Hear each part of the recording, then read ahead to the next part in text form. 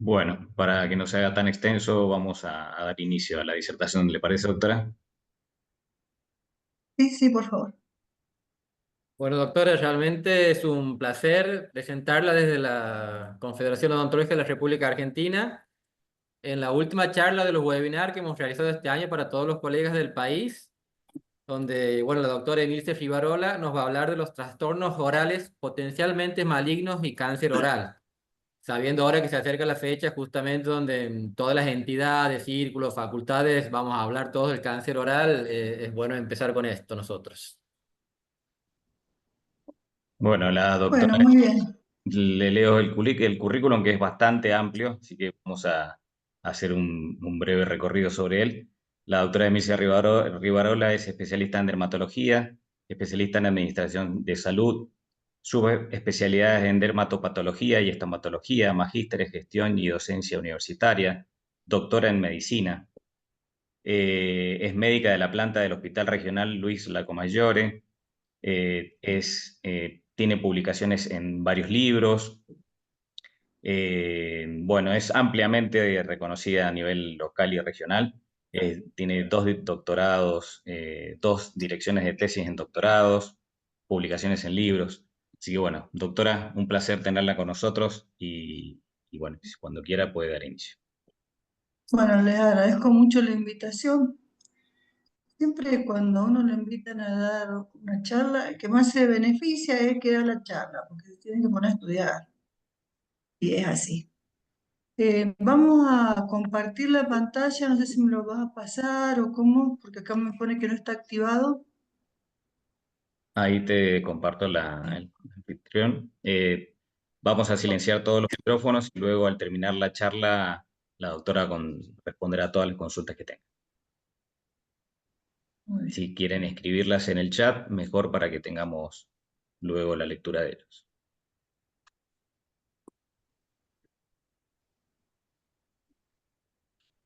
Bueno, vamos a empezar entonces con los trastornos orales potencialmente malignos. Esto ha ido cambiando el nombre a lo largo de la historia. Antes se llamaban eh,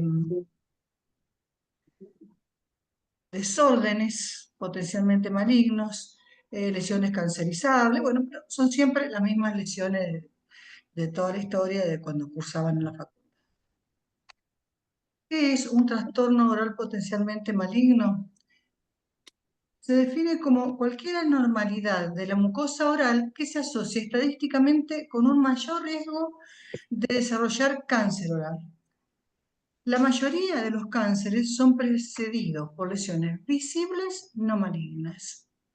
No Sofi, todas, ¿me prestás unos auriculares? no todas estas lesiones No, no me sé. Guille, no malignas progresan a cáncer. No puedo, no sé silenciar los otros micrófonos, perdón. Lorena, necesitaríamos que silenciaras el micrófono. Bueno, no todas las lesiones progresan a cáncer y la OMS recomienda clasificarlos como trastornos orales potencialmente malignos. Los carcinomas que surgen en pacientes con trastornos son entre el 1 y el 50% prácticamente. De esos, los más frecuentes que pasan a cáncer son la eritroplasia y la leucoplasia verrugosa proliferativa. Después hay cánceres que surgen de la mucosa clínicamente normal. ¿Bien? O sea, puede ser normal y aparece entrada ahí. Y hay síndromes que potencian el desarrollo de los cánceres en la cavidad bucal. Vamos a ver algunos de los síndromes. Bueno, esta es la clasificación de la OMS que se actualizó en el año 2020 con algunos expertos que convocaron de todos los países. La primera de todo que ponen es la leucoplasia. Y en el 2020 agregaron algunas otras condiciones. Ya las vamos a ir viendo todas. ¿Cómo hacemos para encontrar esas lesiones? Bueno, lo más importante es hacer el examen de la mucosa de rutina. ¿Y en qué momento se hace ese examen? Cuando el odontólogo le pone la anestesia al paciente, en lugar de hablar del Real Madrid, como hicimos recién, se le examina la mucosa, ¿bien? Y es muy simple, porque eso no lleva más de 1 o 2 minutos. Mientras toma la anestesia, Primero le miro la cabeza y lo miro con los labios cerrados. Después le digo que abra los labios, le vierto el labio inferior, le vierto el labio superior, después la mucosa yugal de un lado y la del otro, los espacios retromolares hay que mirarlo con un espejito. Esta es la parte que viene ahora, la más importante del examen, que el paciente saque la lengua.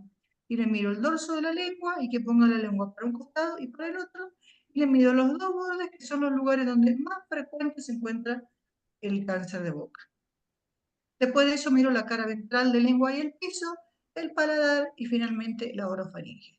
Entonces, este es el orden que yo sigo habitualmente, pero se puede ser tal vez empezar atrás, como sea. El caso es que ustedes en 1 minuto o 2 le pueden mirar toda la mucosa al paciente, prevenir el cáncer, diagnosticarlo tempranamente y evitarse un juicio, digámoslo de este modo. Bueno, el primero que vamos a ver, el primero que nombra la OMS, es la leucoplasia. Acá tenemos 2 pacientes con leucoplasia. ¿Ven? El primero es bien evidente. Cualquiera que mire una boca lo debería ver. Este que está más posterior, bueno, por ahí estas lesiones hay que ir a buscarlas. Entonces, dentro de la leucoplasia, este era un alumno de odontología que tenía esa lesión ahí en el borde de lengua. Las leucoplasias se pueden ubicar en cualquier localización. Ven acá en la parte de la cara ventral de la lengua, en la mucosa yugal, acá parece que tiene otra, en el paladar. ¿Cómo se define ahí? Es una placa predominantemente blanca de riesgo cuestionable, habiendo excluido otras enfermedades conocidas o trastornos orales que no tienen riesgo aumentado de cáncer. ¿Qué quiere decir esto? Que hay que hacer una biopsia, porque para descartar esas otras patologías necesito la biopsia. Sin biopsia no puedo decir leucoplasia. ¿Bien? La historia natural de la leucoplasia es que más o menos el 2% de la población mundial la padece. El reporte de transformación maligna es muy variable, se estima que es 1% por año. En la eritroplasia es menos frecuente todavía, ¿ven? Menos del 1% de la población mundial, pero el riesgo de transformación es mucho mayor, es cercano al 85%. Acá tenemos otro ejemplo de leucoplasia. Esta es la cara ventral de lengua y piso de boca. Esto históricamente se dice que eran pacientes que toman bebidas blancas destiladas y que dejan el alcohol en esa localización. De los pacientes que yo he tenido, no todos refieren ese antecedente, la mayoría lo niegan. Esto acá en la cara dorsal de lengua, acá hay que mirar si el paciente usa una prótesis que le pudiera estar ocasionando la lesión. Bueno, entonces, la progresión tumoral de la leucoplasia puede llegar hasta el 34% según los reportes de los distintos países. Por ejemplo, en la India es un lugar donde la leucoplasia aparecen sobre lesiones previas de fibrosis submucosa. Ahí tal vez sea mayor la incidencia de cancerización. La media estimada es de un 3%. Hay determinantes que son significativos, como la edad avanzada, el sexo femenino, que tenga más de 2 centímetros cuadrados, que no sea homogénea y que tenga distintos grados de displasia. Microscópicamente se ve como una displasia ortoqueratósica. Estas lesiones tienen inestabilidad cromosómica excesivamente corto. Los telómeros es la parte final del cromosoma que está relacionado con el envejecimiento también, el envejecimiento y el cáncer. Hay alteraciones que son genéticas y otras que son epigenéticas. Eso se ve como cambios clínicos histológicos. Una importante es la mutación del gen P53. Esto primero son cosas que el paciente trae. La edad, el sexo, su genética, sus cambios epigenéticos.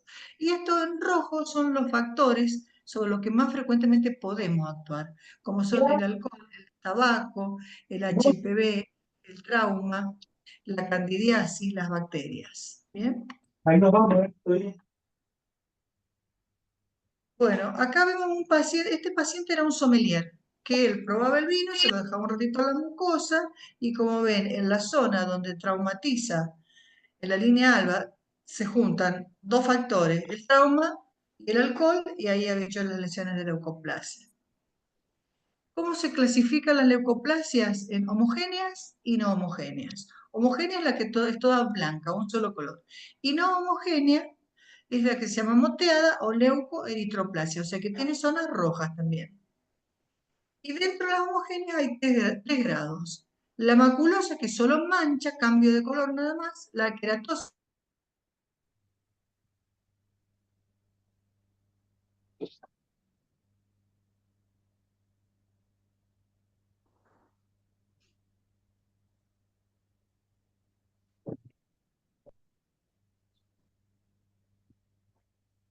No se le está escuchando, doctora.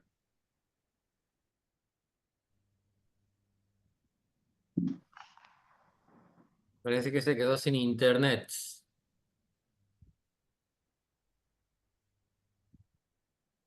Qué pena.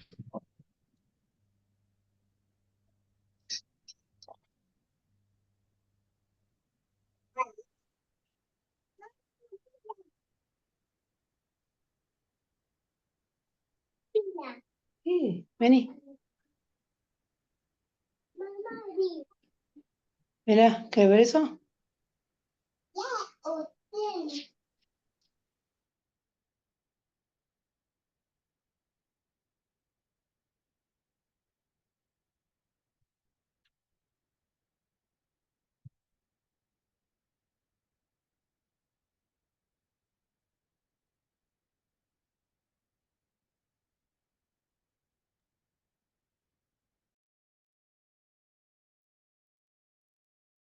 Ya se está conectando nuevamente la doctora, parece que hay un problema con la señal.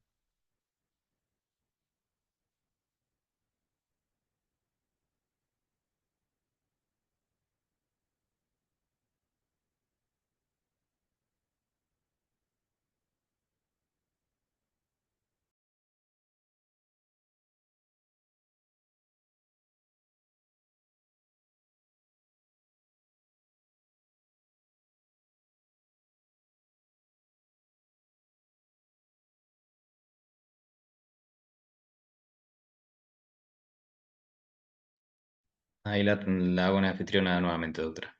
sí, hola, ahí vi que se me había caído el Zoom. Sí, ahí lo vamos a volver a compartir la pantalla.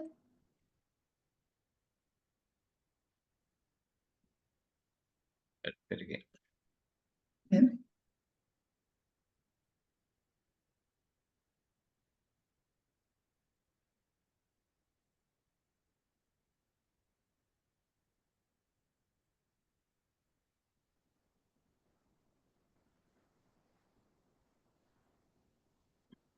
A ver, doctora, si ahí puede usted compartir. A ver, vemos.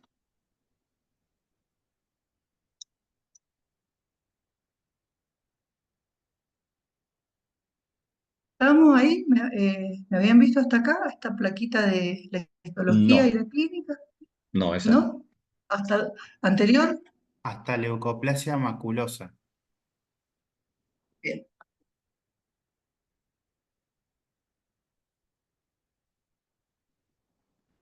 Por acá. ¿Este cuadro sí lo habían visto? Hasta cuando estaba explicando grado 1. Perfecto, bueno, entonces este es el cuadro que clasifica a las leucoplasias clínicamente, ¿bien? La primera es la maculosa, o sea que solo mancha, no se palpa, solo cambio de color, eso sería el grado 1. La queratóxica es el grado 2, que es una placa, y la verrugosa cuando esa placa tiene un mayor espesor. Dentro de las leucoplasias hay una forma especial, que es la leucoplasia verrugosa proliferativa, que es una forma plurifocal, o sea, hay varias placas en la boca. Este cuadro es un cuadro que compara la clínica con la parte histológica. Si partimos de una mucosa normal, cuando nosotros vemos una leucoplasia en estadio de mancha, abajo prácticamente no hay displasia. Cuando ya se pone un poquito más engrosada, o sea, cuando es placa, ahí empieza la displasia abajo. La verrugosa aumenta y acá a lo último están la leucoeritroplasia y finalmente la eritroplasia, en la que más cantidad de displasia lleva asociada. Entonces, no es siempre así. Ustedes saben que en medicina, en odontología, no siempre es exactamente igual, pero da una idea en general. Si yo veo un paciente con eritroplasia, presumo que puede tener mayor riesgo que si tiene una leucoplasia nada más que en forma de mancha.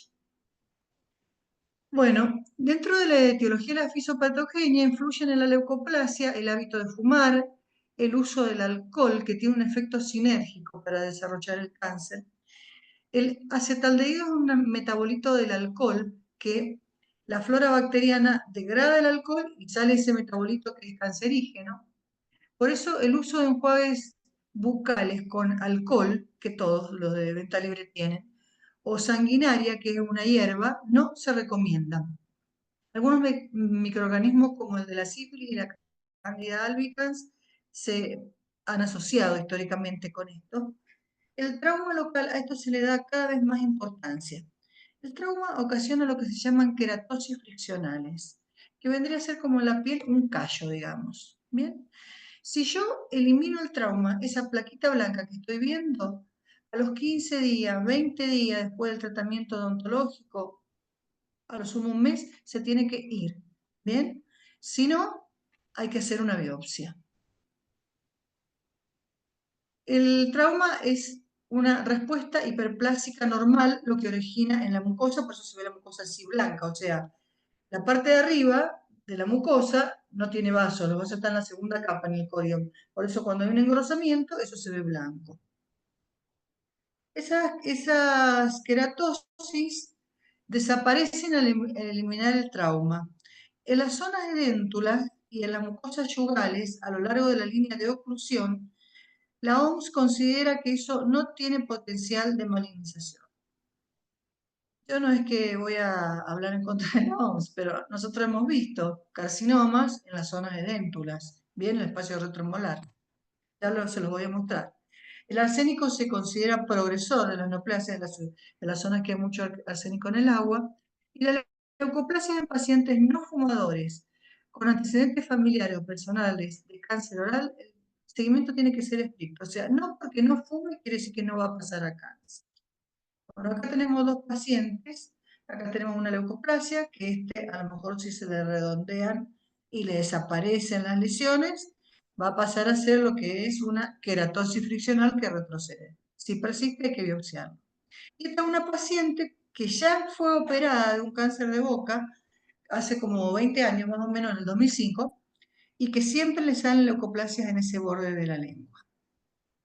Acá hay una clasificación que hizo en el 2009 Van der Waal, que él considera una estadificación de la leucoplasia basándose en el tamaño, la cantidad de centímetros cuadrados y si tienen displasia o no. O sea, mientras más grande y más grado de displasia, mayor es el estadio que corresponde a la leucoplasia. Acá les traje otros ejemplos. Ven, ahí se ve en la zona posterior, en la mucosa yugal del lado derecho del paciente, y cuando uno mira con el espejito encontramos esta caries, que eso lo tenemos que resolver y ver si se va la leucoplasia o si la tengo que biopsiar.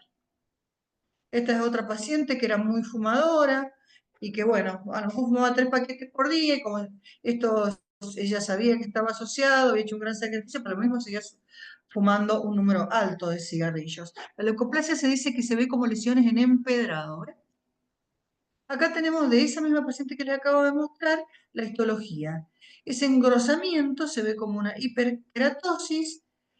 En general esa hiperkeratosis aumenta, un aumento de la granulosa y displasia leve en el tercio inferior. Eso es tranquilizante, o sea, se puede seguir con tratamientos médicos, sacando el trauma, que deje de fumar, pero cuando la displasia es leve, se puede hacer un seguimiento sin tener que operarle todo eso. Ese es el drama que tenemos con la boca. Si las cirugías son grandes, son invalidantes. Acá es un paciente con una leucoplasia en piso de boca. Este lo publicamos con otras residentes del hospital. Este señor fue tratado con... No sé por qué marcó ese dibujito rojo. Bueno, este paciente fue tratado con tretinoína, que es un retinoide oral, y él dejó de fumar y se le curó la leucoplasia. ¿Bien? Acá se ve Esa es la zona biopsiada, pero que no tenía una displasia importante. Bueno, se me ha hecho un dibujo, no sé si ustedes lo están viendo, no sé de dónde surgió y ni lo voy, no lo sé, ahí lo sacaron, perfecto. Bueno, acá esta es la biopsia de la leucoplasia del piso de boca. Ven que una cosa importante es ver que la capa basal no está invadiendo, está todo parejito, no tiene lugares que se metan al corion. ¿Ah? Cuando esto se mete al corion, eso es peligroso. La otra leucoplasia que sigue es la leucoplasia verrugosa proliferativa, que la habíamos visto en la clasificación, que es multifocal, es un desorden progresivo, persistente e irreversible, caracterizado por la presencia de múltiples leucoplasias que frecuentemente se convierten en verrugosas. Esto es lo que antes se llamaba papilomatosis florida oral, que lo había descrito Grimpan acá, y que Ackermann en Estados Unidos lo había descrito como carcinoma verrugoso. Es la misma patología. ¿Qué pasó? Que hubo muchos años que no se publicaron casos, entonces en el 2010, una española le cambiaron el nombre. Acá tienen unos pacientes con leucoplasia verrugosa proliferativa. Ven múltiples placas, cara dorsal de lengua. El mismo paciente tiene acá en la cara ventral de lengua, pero actualmente se considera que si esta placa tiene más de 2 centímetros cuadrados, ya, aunque tenga una sola placa, es verrugosa proliferativa. Estos españoles, Cerero La Piedra, fueron los que pusieron estos criterios para la leucoplasia verrugosa proliferativa, que son mayores y menores.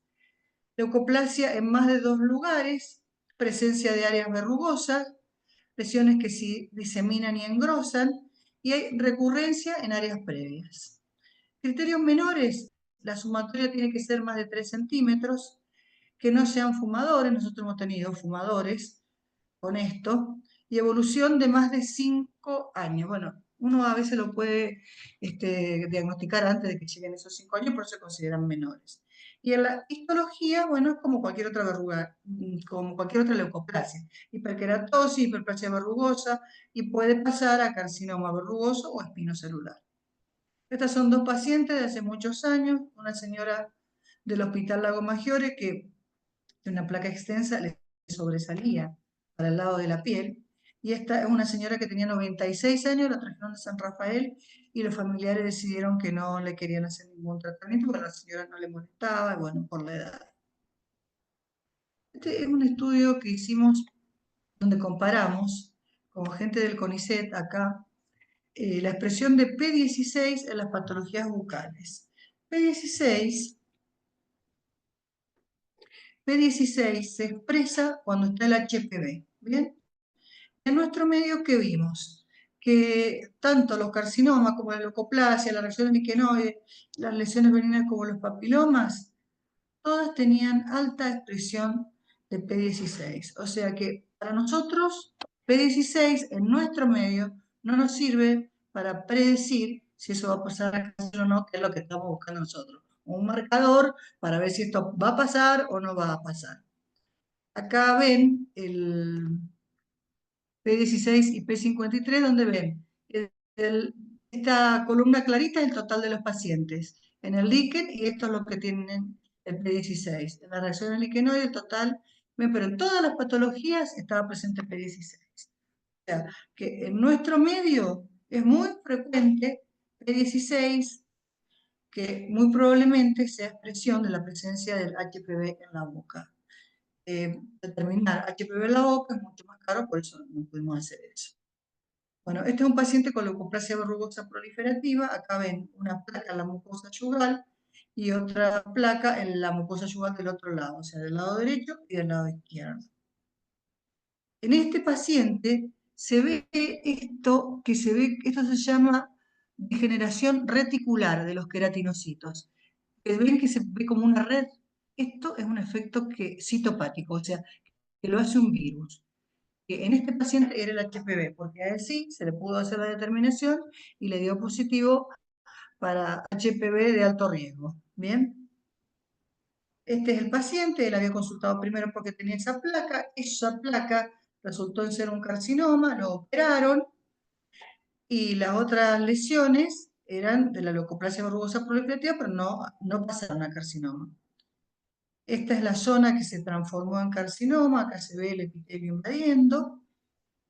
Miren, esta placa es otra de las placas de leucoplasia. Ese paciente, el diagnóstico fue en el 2015, se lleva casi 10 años con controles, le hemos dado quimioprevención y el paciente está bien. Tuvo ese primer carcinoma y después no tuvo más. El primero se trató con cirugía. Bueno, la otra que sigue, hemos visto leucoplasia y leucoplasia verrugosa proliferativa. Esta segunda, múltiples focos de leucoplasia. La eritroplasia, placa roja, mayor índice de malignización. Es una placa predominantemente rojo fuego que no puede caracterizarse clínicamente o patológicamente como otra enfermedad definible. Por ejemplo, la candidiasis sí nos puede dar una placa roja. Ven esta señora, miren esto en el paladar. Esas dos plaquitas rojas, esta señora es reciente, de diagnóstico reciente. Esas dos plaquitas rojas. ¿Y qué dio la biopsia? Bueno, es hiperplasia del epitelio que tiende a invadir o aislado de invasión, o sea que eran carcinomas. Arriba tenía mucha vasodilatación, por eso lo rojo. Acá ven, tenía dos sectores. El cirujano mandó los dos juntos en la misma biopsia, pero los dos sectores eran lo mismo. Acá se ve esta invasión, perdón. Ven el nivel del epitelio y el nivel de la invasión. El nivel de la invasión. Esta que está última es con mayor aumento, y acá yo le pedí un PAS para ver si no había cándida, y no, lo que había era, miren, acá algunos nidos sueltos ya invadiendo. El paciente se trató con cirugía. Esta es otra paciente, esta paciente es de la doctora Ingracia, una paciente joven que consulta por esa placa roja ahí en el paladar y que en la biopsia dio un carcinoma. Ven acá la invasión. Esta paciente fue operada hace varios años con buena evolución. Otra paciente de la doctora Ingracia, una chica de 29 años o 27, con esa placa roja ahí, y ahí se ve esa invasión, se ve la mitosis, y esta chica falleció antes de los 30 años de edad por esto.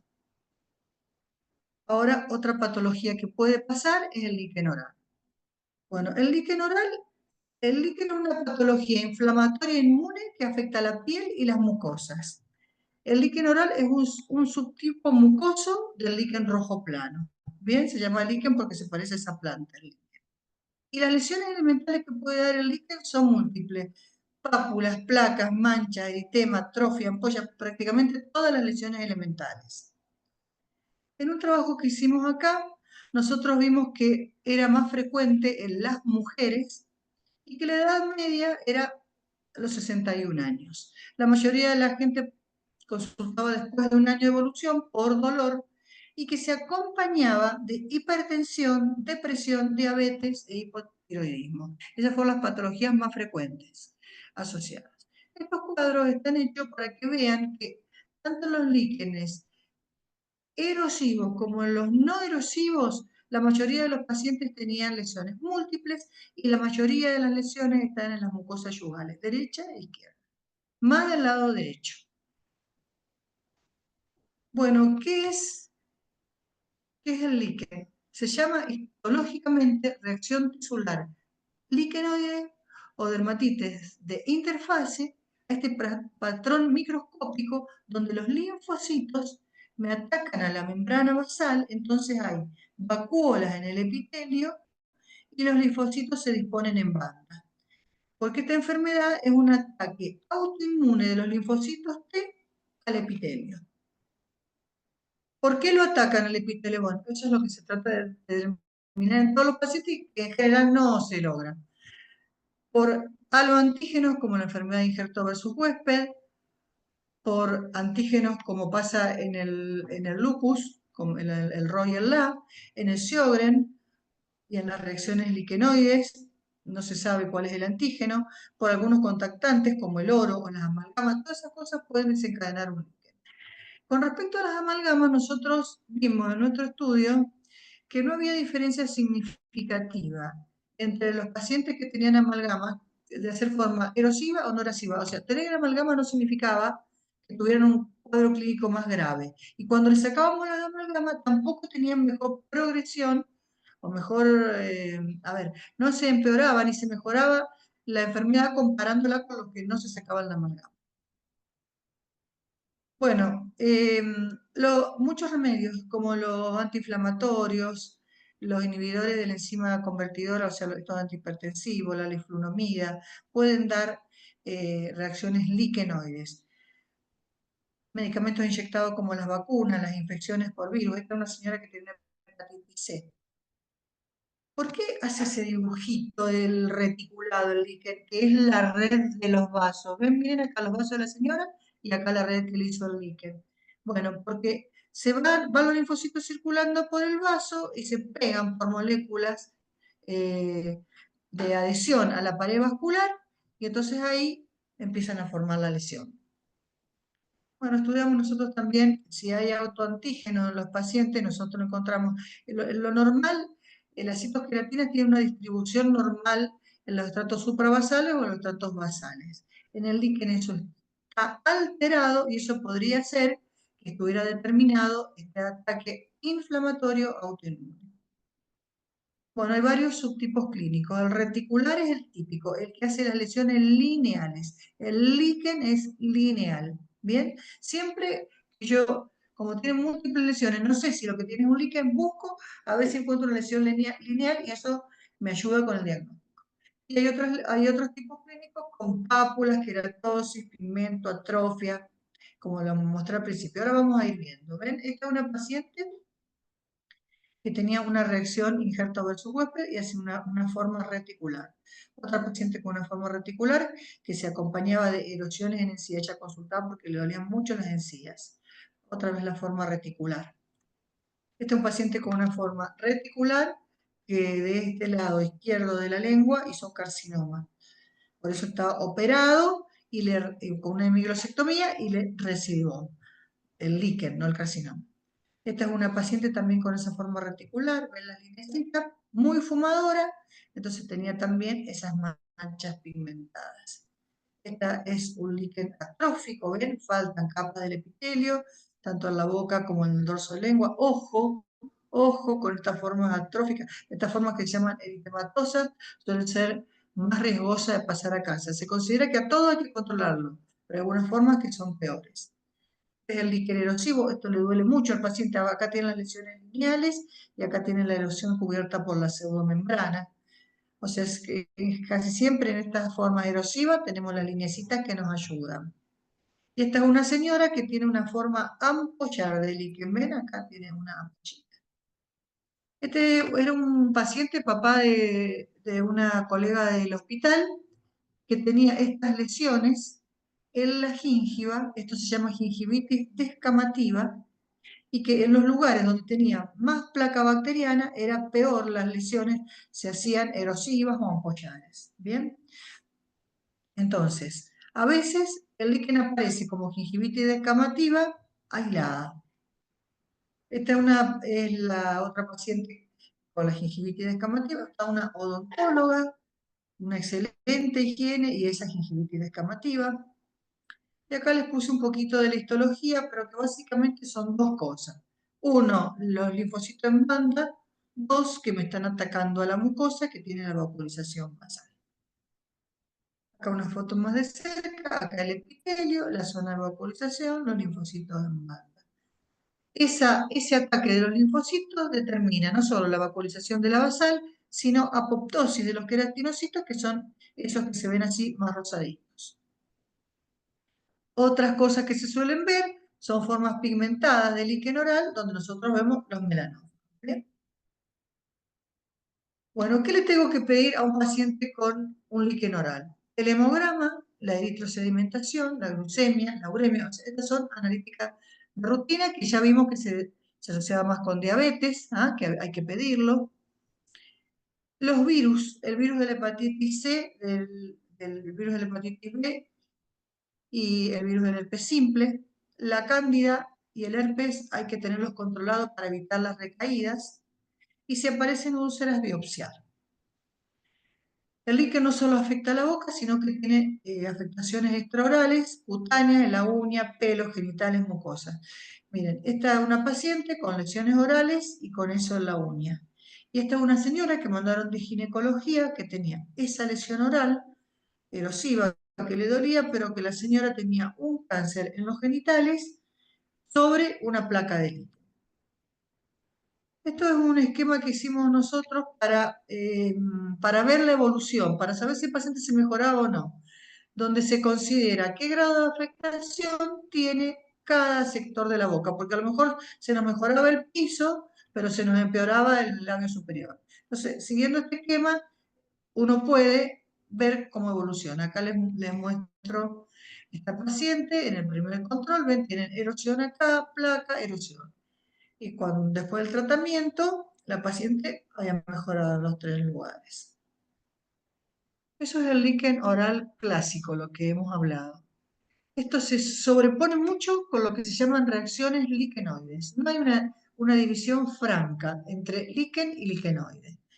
Hay reacciones liquenoides o líquen inducido por droga. Para esto el paciente tiene que tener una relación bien directa. Empecé a tomar esta droga y me salió. ¿Ven? Hay pacientes que sí te lo saben decir a eso. Hay reacciones liquenoides de contacto. Por ejemplo, esta de acá está fácil. El paciente recién le pone la amalgama, se la puso hace 20 días, un mes y le salió esto. Bueno, es por eso. ¿Ah? Entonces, a este paciente sí, yo le saco la amalgama y es muy probable que se vaya. No es lo mismo un paciente que viene con una amalgama de 10 años atrás y ahí le saco la amalgama y no cambia el cuadro. ¿Bien?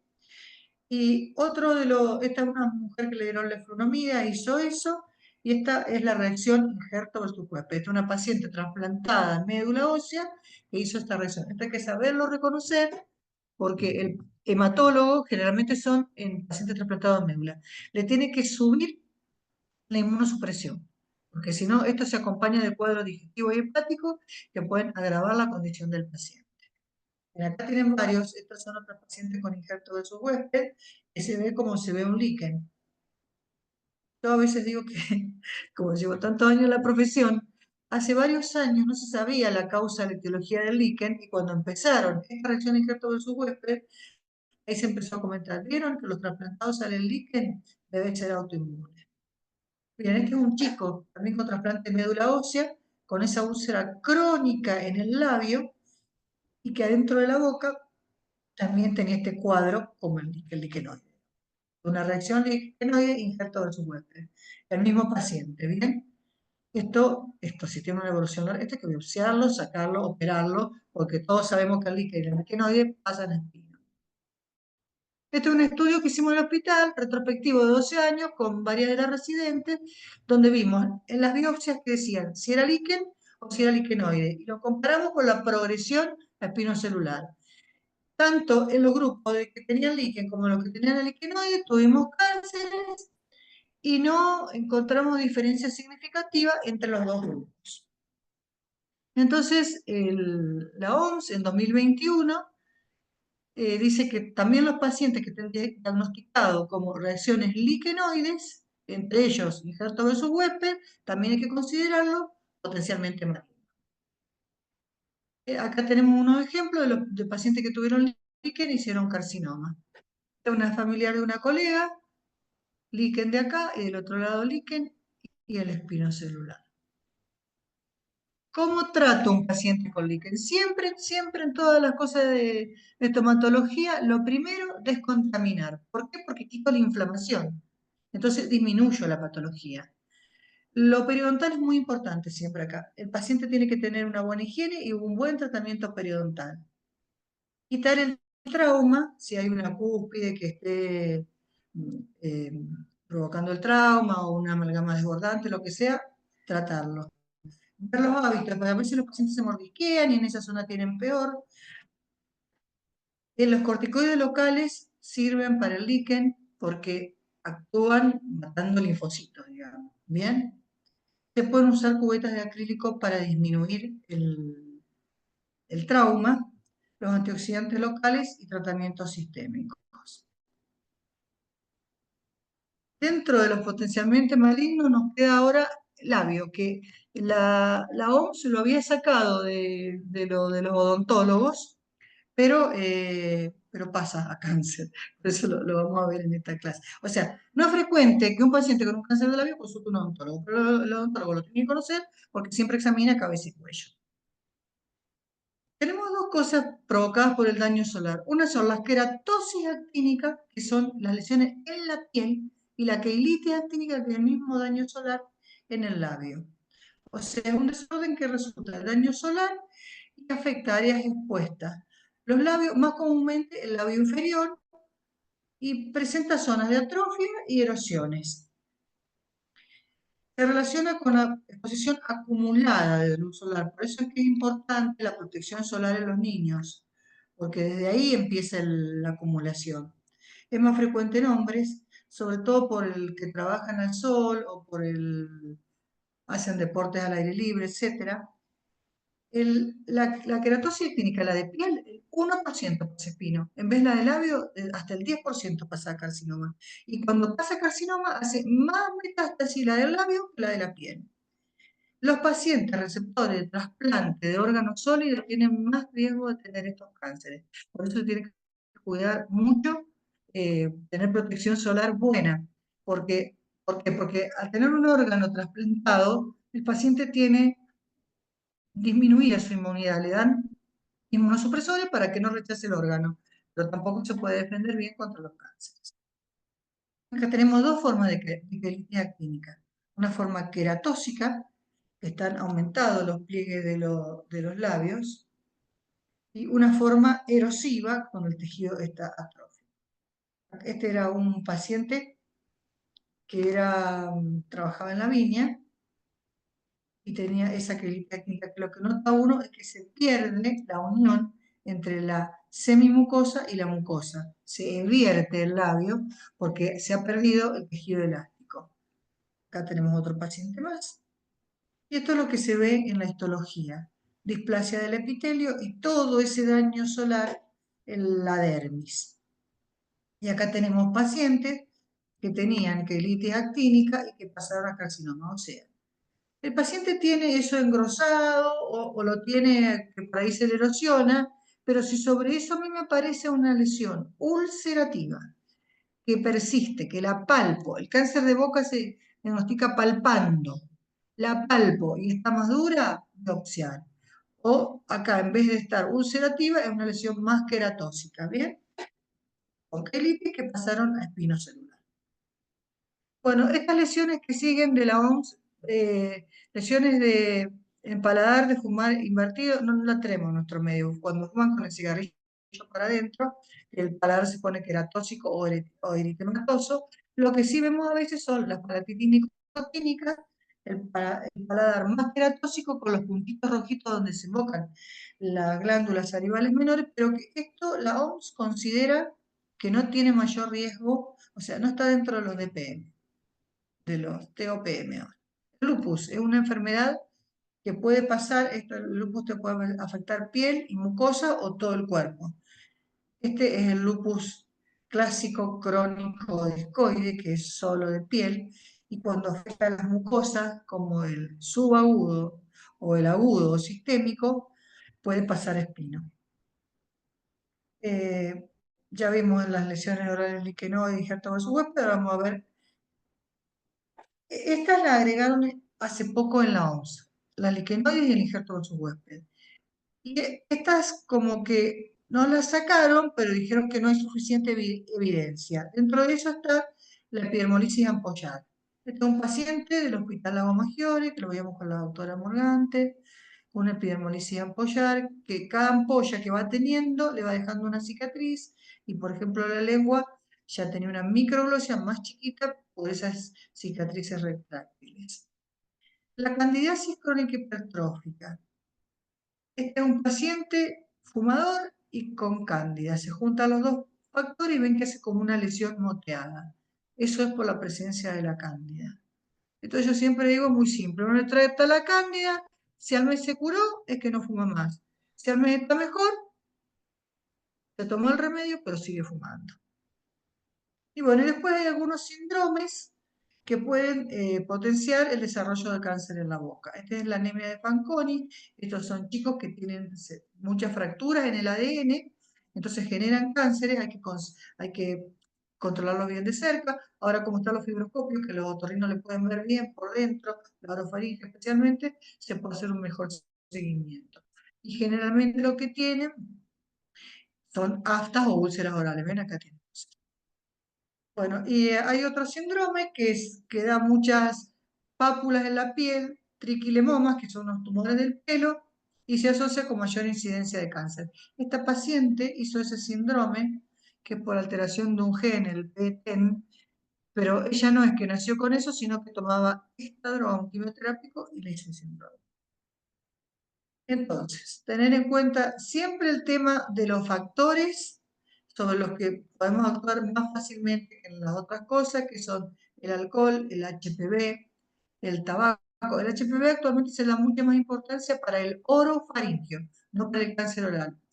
El trauma, la irritación mecánica crónica, que ya está demostrado que incide en el cáncer de boca, la candidiasis, y tal vez las bacterias, una por la inflamación, otra porque degradan el alcohol.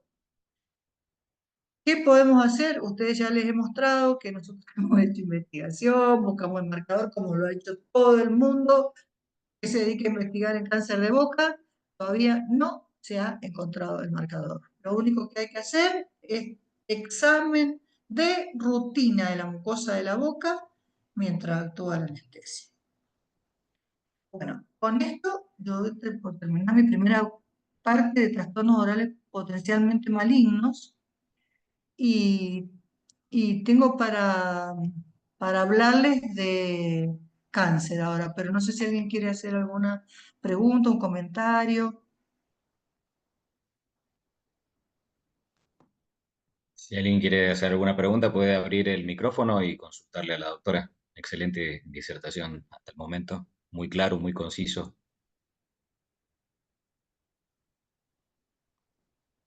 Bueno, Este es si un quiere poquito continuar, largo esto. Bueno, vamos a pasar a cáncer, ¿ah? perfecto.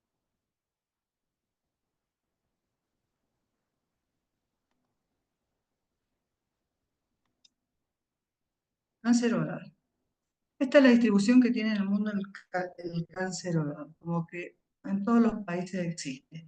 Mientras más oscuro, mayor la incidencia, mayor la cantidad de casos nuevos por año.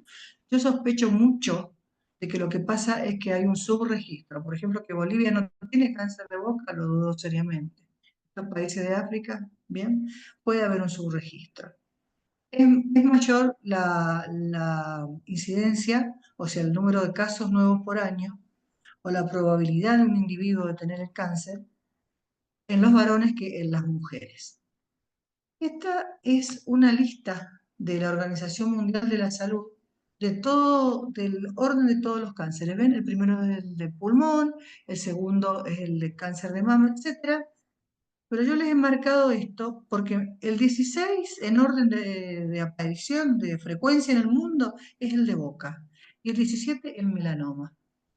El de boca es un 2% de incidencia. Se mueren a los 5 años el 1,9%. ¿Bien? Y el melanoma es el 1,7 y se muere el 0,6. Hay mucha diferencia en la mortalidad. No hay tanta diferencia como en la incidencia como en la mortalidad. ¿Y por qué se mueren más los de boca que los del melanoma?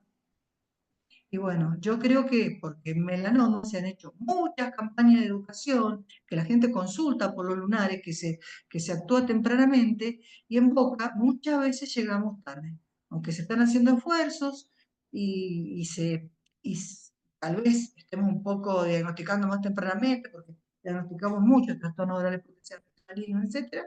Pero todavía no estamos tan bien, ¿ven? Esto lo muestra la mortalidad.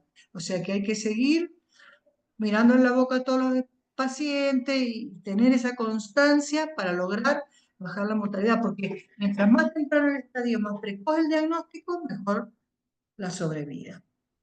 Bueno, ¿qué es el cáncer? Es un conjunto de enfermedades que tienen en común un crecimiento celular desordenado, que forman un tumor, y una colonización celular, que son las metástasis. Esto está determinado por mutaciones del genoma, o sea, de los genes, y alteraciones epigenéticas. Alteraciones alrededor de los genes vendrían a ser. O sea, nuestro genoma, tenemos los mismos genes en todas las células de nuestro cuerpo. Tenemos los mismos genes en el hígado que la uña. Lo que pasa es que por cuestiones, por regulación epigenética, se expresan unos, entonces eso que yo veo es una uña, o se expresa en otro, y lo que yo veo es el hígado o un hueso o una célula sanguínea. ¿Bien? Esto es lo mismo. Según lo que se exprese, puedo llegar a ver un cáncer o no. La carcinogénesis oral es un proceso de varios pasos, modulados por factores endógenos, o sea, por el genoma que trae el paciente, y por factores ambientales, que es eso epigenético que va a influir en los genes. Hay una teoría de la mutación somática que dice que el cáncer deriva de una sola célula que tiene mutaciones del ADN, y hay otra que se llama la teoría de la cancerización de campo, que se refiere a que hay un problema en la organización tisular y donde también interviene el estroma. Acá en la universidad hay grupos que están estudiando este tema del estroma en los cánceres. Esas dos teorías no se excluyen mutuamente.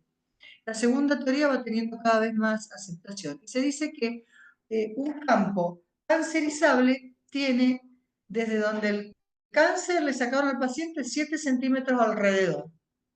Y la boca es como toda la boca. De cualquier punto que te pongas, me dicen 7 centímetros para cualquier lado, es casi toda la boca. O sea que el que tuvo un cáncer tiene cancerizable toda la boca. Y eso puede no tener ninguna manifestación clínica ni histológica, pero ser un campo cancerizable.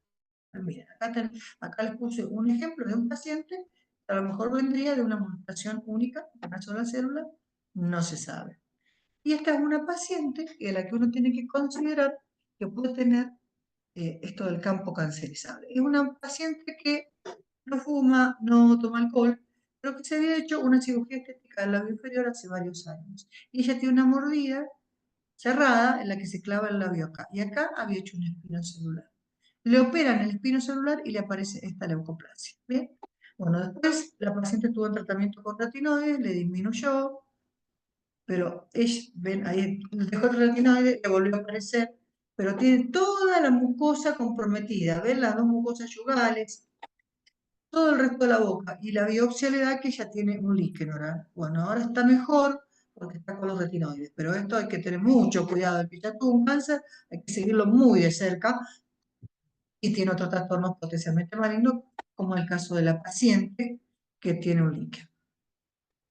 Bueno, ¿cuáles son los factores exógenos o ambientales? Ya lo dijimos, el tabaco, la radiación actínica, el alcohol, el HPV, las infecciones, la inmunosupresión, porque eso es un equilibrio entre lo que me está atacando y lo que yo me defiendo.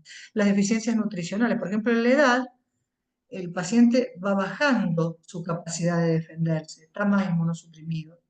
La inflamación crónica, que eso está relacionado con el trauma, también se relaciona con el cáncer. Esto conduce a eventos genéticos y epigenéticos que promueven la inestabilidad del genoma y el desarrollo de la progresión tumoral. Hay cambios irreversibles en la secuencia del ADN en los cánceres. Esos cambios son de lesiones, amplificaciones, mutaciones. Eso conduce a que se activen los oncogenes, o sea, los genes que generan tumores, o que se inactiven los supresores tumorales. El tabaco tiene aproximadamente 20 sustancias en el humo que producen efectos cancerígenos. La nicotina la nicotina lo que se encarga es de generar la adicción, ¿bien? Bueno, ahí estaba la lista, el benzopireno, acroleína, nitrosaminas, muchos compuestos cancerígenos.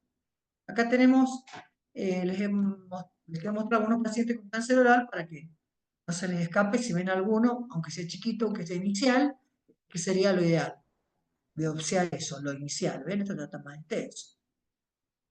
Bueno, entonces, el alcohol, hablamos de que el tabaco tiene mucho, el alcohol promueve el daño y la mutación del ADN. Acá tenemos otro paciente que esto, si yo lo veo aislado, podría decir, y esto pues una leucoplasia, porque es una placa roja. Esto hay que biopsiarlo. Lo palpo. Siempre el cáncer se diagnostica palpando. Esto seguramente que tiene aumentada la consistencia porque se está infiltrando el tejido. Bien, esta historia me la mandó el paciente. Sacó las fotos de él. Era un paciente que le hicieron la extracción de este molar y le queda una espícula, ¿ven? En julio del 2020. Esa espícula le inició esa lesión ahí.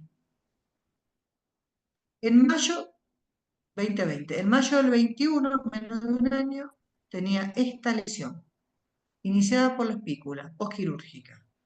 En junio le había progresado, se operó en julio y esto fue un espino celular. Acá están los puntos del paciente, cómo queda después de la cirugía, y ustedes vean que ese paciente, bueno, acá arriba tiene una lengua geográfica, pero tiene esa placa blanca, ¿ah? O sea que no solamente donde tuvo el espino, sino que acá hay que redondear todo esto, evitar el trauma y controlarlo, lo de la cancerización de campo que les decía. Bueno, este es otro paciente que también tiene un tumor ulcerado, pero a diferencia del espino celular, ven que este borde es blanco, no es rojo, que en los espinos hay más vascularización y se ven bien los vasos y se ve rojo. Este paciente tiene una leucemia y acá tiene una infiltración leucémica ulcerada. Bueno, acá están las etapas de la carcinogénesis. Tiene un periodo de iniciación donde los agentes físicos, químicos o virales hacen una transformación del tejido, que esa puede ser benigna o maligna. Por ejemplo, una verruga, una transformación que genera el HPV y que es benigna. Después viene un periodo de promoción, que es cuando crece ese tumor y donde intervienen los factores de crecimiento. Y después hay una progresión y que ahí es donde aparecen las metástasis. Este esquemita a mí me gusta bastante, porque acá se ve este tema de los genes. La transformación maligna acontece por acumulación de mutaciones en los genes que se agrupan en dos familias, de esas dos familias, sobre todo el cáncer. Los protooncogenes dirigen la producción de proteínas. Cuando estos mutan, se transforman en oncogenes y hacen una proliferación celular anárquica. Y a la vez, los genes supresores tumorales, que son los que tienen que frenar a esto, cuando son inhibidos, ¿bien? No pueden suprimir el tumor como su nombre lo dice. O sea que es un equilibrio entre dos grupos de genes, los oncogenes y los supresores tumorales. Acá eso con respecto a la genética, y esto con respecto a la epigenética. Yo esto se lo muestro así porque hay muchos estudios sobre cáncer referidos a la epigenética. ¿Ah? Acá, por ejemplo, en el CONICET acá en Mendoza se trabaja mucho en esto. Hay cambios hereditarios en la expresión génica no codificados de la secuencia del ADN. Estas alteraciones epigenéticas en las que influye el cigarrillo, por ejemplo, son más frecuentes que las mutaciones genéticas. Hace que cambie la expresión genética. Y eso hace que un gen tenga un alto nivel de silenciamiento, o sea, no se exprese, o tenga un silenciamiento completo, o esté totalmente expresado. Cambia la expresión del gen. Entonces, si a mí, y Dios permita, no se me expresa un supresor tumoral, podría desarrollar un tumor. Bien, porque no tengo la expresión. Bueno, ¿cómo es esta epigenética? Por tres mecanismos. La metilación de los genes, acá donde le digo que interviene el cigarrillo, la acetilación de las histonas, eso se asocia con una estructura de cromatina abierta, entonces al abrirse la cromatina se transcriben las proteínas y ahí se expresan los oncogenes, por ejemplo. Y ahora hay muchos estudios con esto, en microRNA en cáncer de boca, bien son pequeños fragmentos de RNA que intervienen y modulan estos mecanismos de la cancerogénesis y se regulan entre los tres. Acá les muestro otro ejemplo de un paciente, él era hermano de un odontólogo. Hizo esa pequeña ulcerita, que fue un espino, después esto dio metástasis y el paciente se murió por la quimioterapia en las metástasis ganglionares. Esta paciente le fue mejor, una paciente más grande de edad. Los viejos los cánceres crecen más lento, más de 80 años, y ella hizo una forma de carcinoma verrugoso, que el verrugoso crece para afuera, no te infiltra. Y algunos expertos del tema dicen que si estos verrugosos dan metástasis, en general son solamente locorregionales, o sea, a los gangliosos te va por sangre, a pulmón, etc. Acá, esta paciente con un cáncer de lengua, ven, es ulcerado. Esta era la mamá de una odontóloga. Y miren este paciente, ven esa placa blanca que uno podría decir que es como una leucoplasia, la ulcerita, y cuando le miramos toda la boca, todo este trauma, bien, todas estas bacterias, etcétera, seguramente que algo han tenido que ver. Este es un señor que me acuerdo que iba con la hijita al consultorio del hospital, con esa lesión que uno vista así sola, a lo mejor podría ser una verruga, ponele. Pero cuando le pusimos el azul de toluidina, era captado mucho más allá. Esto fue también un carcinoma espinocelular.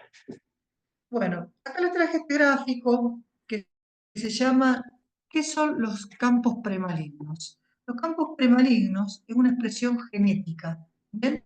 Que se define porque pierden un gen en el brazo corto del cromosoma 3 o en el brazo corto del cromosoma 9 se pierde la heterocigosidad de un gen. Tenemos 23 cromosomas. Aunque estén todos los otros bien, estos dos con esta alteración, esto está muy relacionado con el cáncer de boca. Entonces, el paciente puede tener esto, que se podría detectar, aunque no tenga nada clínico ni nada histológico, si tiene esto, ese campo es cancerizable.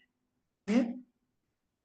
Bueno, este es un estudio que hicimos también acá con varias colegas del servicio de odontología y con el CONICET, donde buscamos 3 marcadores a ver si servían.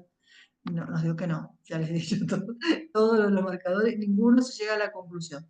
P16, P53 y más pina. P16 se expresó, que es lo que yo le dije que cuando está el HPV. En 77% de todas las patologías estudiadas, tanto benignas como malignas. Entonces, no es fiable para diferenciar lesiones benignas de malignas. P53 también, no encontramos diferencias significativas, y Maspina en más del 95% de los tacos incluidos. Maspina se usaba para cáncer de mama, ahora no sé cómo sigue ahí el asunto, pero para boca no sirve. Esto también se los he puesto porque actualmente en algunos lugares se buscan estos cambios genéticos y epigenéticos en la saliva o en sangre. Entonces se encuentran estos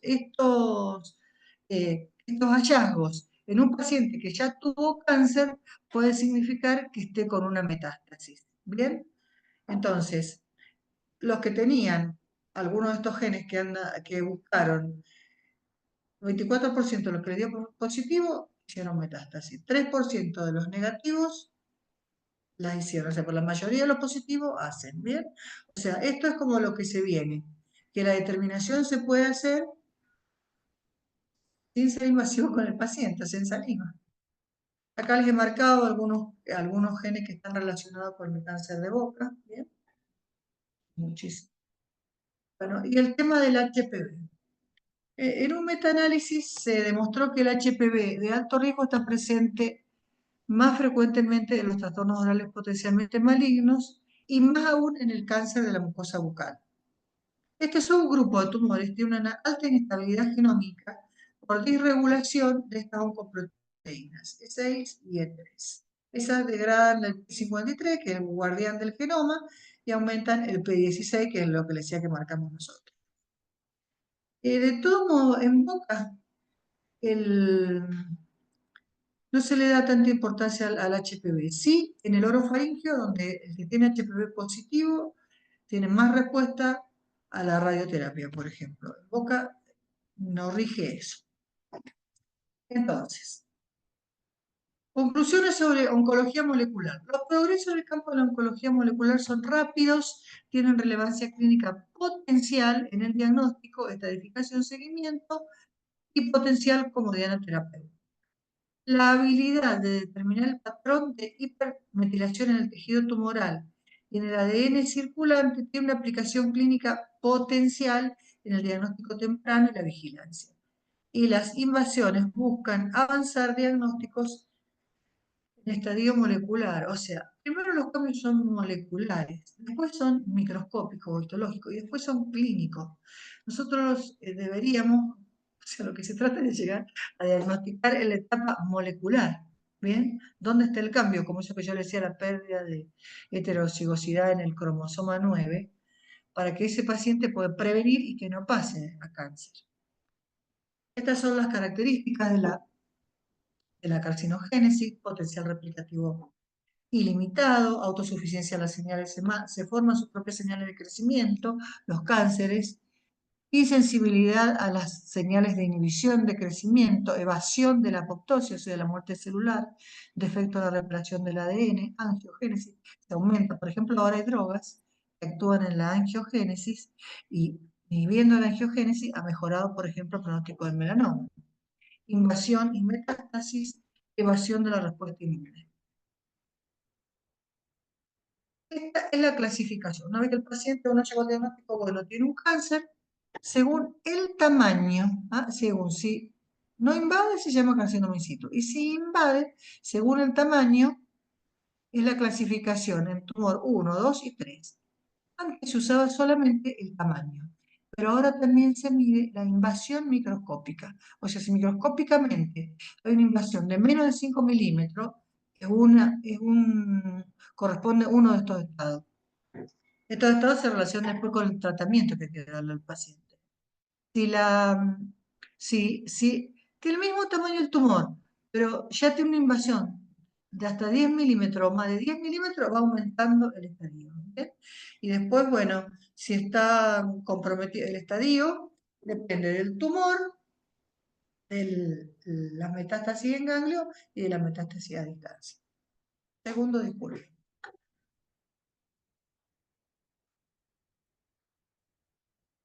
Bueno, acá les muestro una histología. Acá estaría el interior de la boca, digamos, o el aire. Esta es la superficie, el epitelio, el corión con los vasos sanguíneos.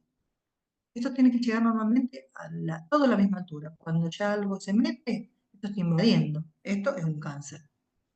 Acá lo tiene de nuevo. Miren, el epitelio siempre viene infiltrado a defender. Y esto acá está invadiendo. ¿Bien? Acá ven, si bien está todo levemente alterado, pero siempre más en la profundidad, esas células tienen núcleos más grandes, más activos, con más cromatina, por eso se ven así más azules. Las alteraciones en la célula no son todas iguales una que la otra, y el infiltrado. Esto es lo que actualmente se usa para la estadificación. El DOI, Deep of Invasion, o profundidad de invasión. Yo mido, acá está ulcerado, acá viene el epitelio.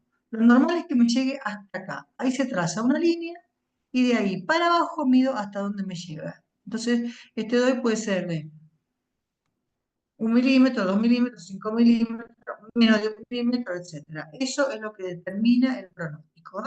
Los factores para el pronóstico es si hay extensión extranodal. O sea, no es lo mismo que un ganglio esté tomado y el ganglio esté duro, pero no adherido a los planos de alrededor. Los márgenes positivos, o sea, cuando lo operan y quedó un pedazo de tumor, o sea, en el margen todavía se ve que llega el tumor, esto no es bueno, por más que lo vuelvan a operar. Si el tumor primario, el tamaño que tiene, la cantidad de metástasis, si hay invasión perineural, por ejemplo, por más que el tumor fuera chico, si tiene invasión perineural se recomienda radioterapia. Y si hay infiltración, si hay invasión vascular o linfática. Todo eso va empeorando el pronóstico. Acá les muestro estos cánceres de encía. La primera localización más frecuente del cáncer de boca es el borde de lengua. La segunda es en encía. ¿Ven? Acá ya está invadiendo el piso. Muchas veces se llega tarde a esto. Esta fue una señora que le hicieron una extracción, no le cerraba la extracción y es porque tenía el cáncer ahí. O sea, no es que porque le sacaron la muela, se le despertó el cáncer. El cáncer lo tenía, fue lo que le aflojó la muela y después se diagnosticó tardíamente. Acá otro cáncer de encía, acá en piso de boca, ¿bien? Este es muy avanzado de piso de boca. Esta es una mujer también, esta también una mujer. Acá tienen en amígdala otra. ¿Ven esa úlcera? Este paciente, me vino a ver y me dijo, vengo doctora porque tengo una afta acá. Y era esta lesión vegetante, ¿bien? Y bueno, después se trató y anduvo bien, lo vi después de 2 años, por ejemplo, de esto, y tuvo una buena respuesta al tratamiento. Esta es una paciente con un líquen y el cáncer todo, sobre todo la mucosa yugal de este lado.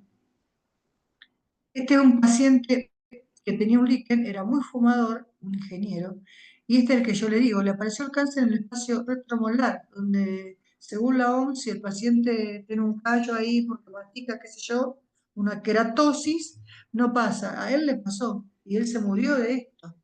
¿Bien?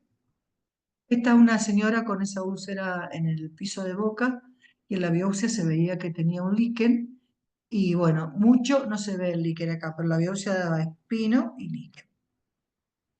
Acá les hemos puesto una foto histológica de cómo invade, ya hemos visto alguna.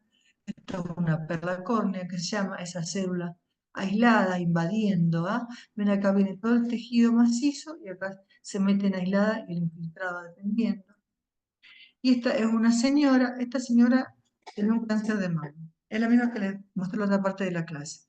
Le dieron una droga que actúan también haciendo alteraciones cromosómicas. Hizo 3 cánceres, acá tienen uno. Estos son los ganglios que le estudian para ver a dónde drena. Este es otro que también histología. Y este es otro. De esto te lo operaron y anduvo bien un tiempo la señora, después la perdí de vista, pero ella ya tenía un tumor avanzado de mama. Bueno, acá pasamos a lo de la radiación solar. La radiación solar se sabe que puede dañar el genoma, desregula el ciclo celular, se agotan las defensas antioxidantes y se hace una inmunosupresión local. Acá tenemos un señor que ha tenido una queilitis actínica que se ve esa pérdida de la unión de la mucosa con la mucosa y la ulceración. Eso es un espino. Miren esto, de avanzado. No es lo mismo diagnosticar en ese paciente. Este paciente seguramente que ya tenía los ganglios. No me acuerdo. Y esta era una señora, una viejita que estaba internada y tenía esto. Esto para mí, perdón, pero esto raya con el abandono de personas. Tener eso así lleva un tiempo para que llegue a eso. Bueno, tratamiento. Siempre localmente hay que descontaminar, sacar el trauma, trabajar con un equipo de salud. Ustedes ven, hacen la biopsia, lo va a ver el patólogo. Acá intervienen el odontólogo, el patólogo, el oncólogo, los cirujanos. O sea, es un equipo grande. Incluso las nutricionistas, un equipo para que el paciente deje de fumar. Eso está todo, todo esto está en las guías. ¿Ah? Ya les voy a mostrar un poquito ahora las guías. Hay que estadificar, cuando el paciente se hace el diagnóstico hay que estadificarlo, que generalmente lo hacen los oncólogos, bueno, le hacen otros estudios para ver si tiene metástasis de ganglio, en cerebro, en pulmón. La elección es la estimación quirúrgica, ¿bien? A veces se hace local y los ganglios, radioterapia, quimio y seguimiento. Estas son las guías que le digo. Esta es una guía de los norteamericanos, National Comprehensive Cancer Network, y van mandando todos los años. Este, por ejemplo, es del año 24, la versión 4 ya. ¿Bien? El acceso a esta guía es gratuito. Pueden entrar y tenés que hacer un usuario y entras gratis. Bueno, miren acá. Acá te pone para los cánceres de cabeza y cuello, ¿bien? ¿Cuáles son los estudios iniciales? Historia clínica, estudiarlo para ver si hay otras partes del cuerpo, hasta que uno logra estadificar. Si es un tumor 1 o 2 y no tiene metástasis en ganglios, se hace el tratamiento del tumor primario y del cuello. Entonces, si es un tumor chiquito, digamos, y no tiene ganglio, lo preferible es la cirugía. Se saca el tumor o se saca el tumor más biopsia de ganglio. Esto en general cuando pasa esto, se hace un comité y se decide cuál es lo más conveniente para el paciente, sacarle el ganglio o no sacarle el ganglio. Bueno, en esa biopsia se ve. Si está tomado el ganglio, es un caminito. Si no está tomado, es diferente. Y después se va haciendo un seguimiento, ¿ah? Se considera la radioterapia, bueno, según cómo va encontrando uno. Y ven acá el seguimiento. Al año, el primer año, cada 1 a 3 meses, el segundo año cada 2 a 6 meses, después cada 4 a 8 meses, y más de 5 años, una vez al año. Bueno, esto, como dijeron cuando íbamos a empezar la charla, como ahora el 5 es el Día Nacional de la Prevención del Cáncer de Boca, acá en Mendoza se va a hacer esta maratón saludable. Si quieren después lo puedo pasar al doctor el link de inscripción para que lo puedan tener. Y si no, van directamente al Rosedal, este es el sábado 7 a las 9 de la mañana. Esa es la campaña que se va a hacer ahora del ministerio, y nosotros todos los años hacemos con la facultad una facultad. En la facultad hacemos una campaña de cáncer de boca en agosto con los alumnos. Este QR nadie lo va a escanear porque todos le tenemos miedo ahora, pero acá no dirige nada más que al folleto de la campaña.